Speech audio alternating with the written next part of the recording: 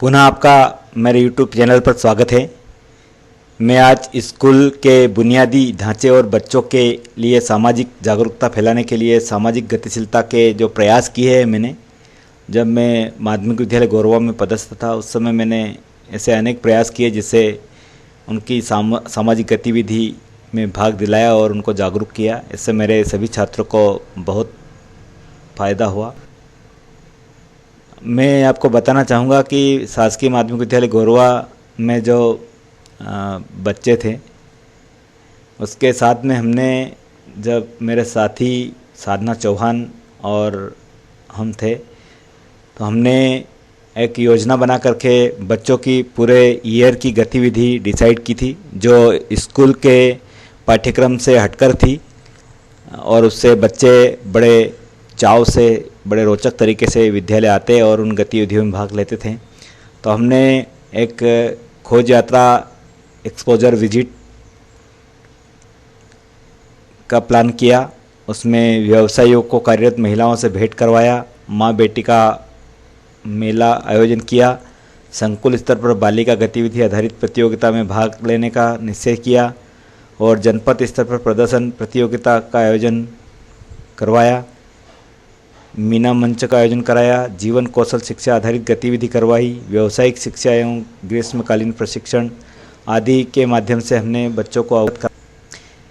मैंने जो मेरे उद्देश्य थे इस पूरी खोज यात्रा का, उसमें मॉडल क्लस्टरशाला के में बालिका शिक्षा को बढ़ावा देने के लिए बालिकाओं के लिए आयोजन की जाने वाली गतिविधियों जैसे खोज यात्रा, परस्पर चर्चा, व्यावसायिक महिलाओं से चर्चा, माँ बेटी मेले का आयोजन आदि गतिविधियों कराने से छात्रों में परिवेश के निरीक्षण की प्रवृत्ति, ऐतिहासिक धरोहर की जानकारी, खोज एवं अन्वेषण के प्रति रुचि पैदा करना, समूह में कार्य करने की क्षमता एवं दक्षता का विकास करने और विभिन्न कार्य एवं उसके कार्य किए जाने के प्रति एक बालिकाओं में आत्मविश्वास तथा आपसी सहयोग की भावना जागृत की गई।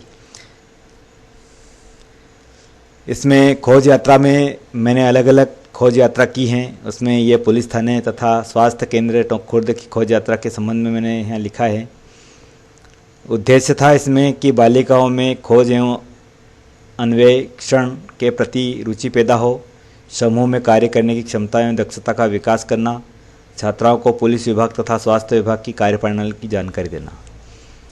इसमें हमने हर यात्रा के पहले हम तैयारी करते थे।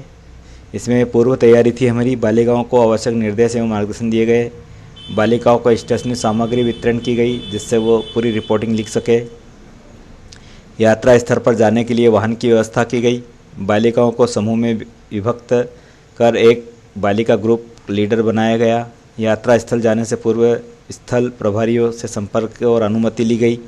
ये सारी यात्रा के पूर्व की तैयारी हम करते। इसमें वहाँ पर जाके गतिविधि क्या कराना था, उसमें था कि जिस दिनांक को मॉडल क्लस्टरशाला माध्यमिक विद्यालय की बालिकाओं को सर्वप्रथम पुलिस थाना टोंक खुर्द का भ्रमण कराया गया। यहाँ पर उन्हें हेड कांस्टेबल ने थाने में कैदी कहाँ रहते हैं, कैसे रहते हैं, हथियार रखने का भंडार दिखाया।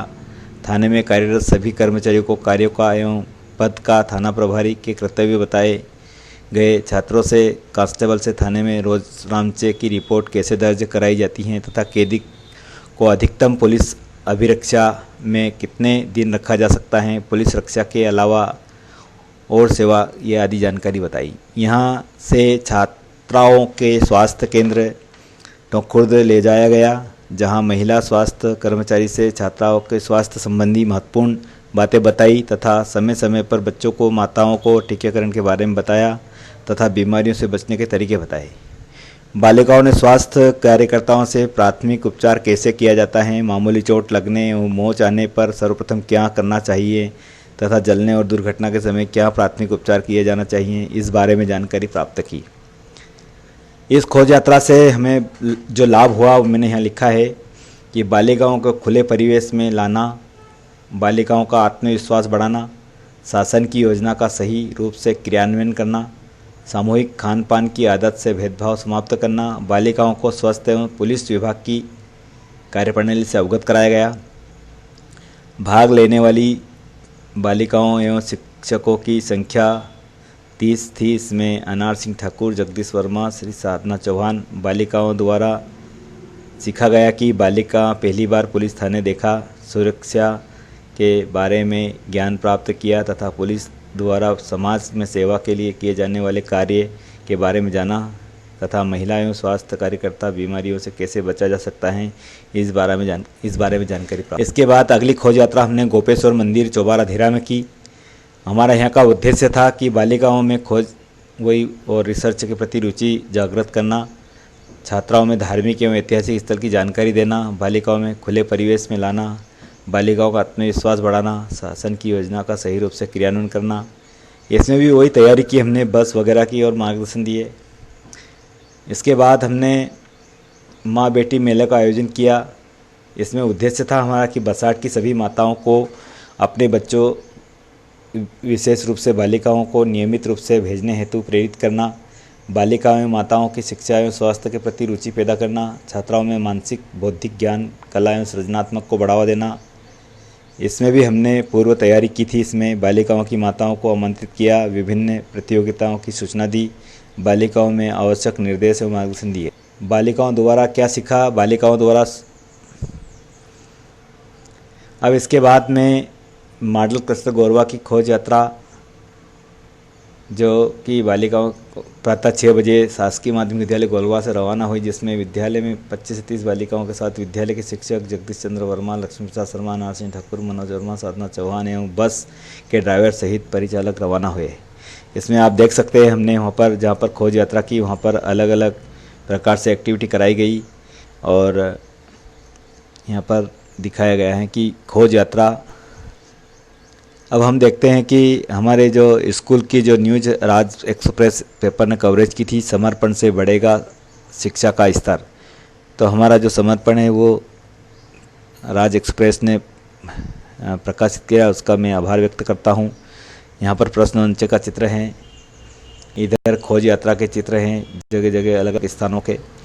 इसके बाद हमने बच्चों के सामाजिक स्तर को और बढ़ाने के लिए राष्ट्रीय सेवा योजना नेशनल सर्विस स्कीम में के शिविर में भाग लेने के लिए प्रेरित, क्योंकि राष्ट्रीय सेवा योजना टोंक खुर्द के भारत हायर सेकेंडरी स्कूल की थी, जिसमें मैंने उनसे निवेदन किया कि आप गोरवा में ये योजना का जो 5 दिवसीय शिविर लगाए, आप हमारे बच्चे इसमें सहभागिता करेंगे।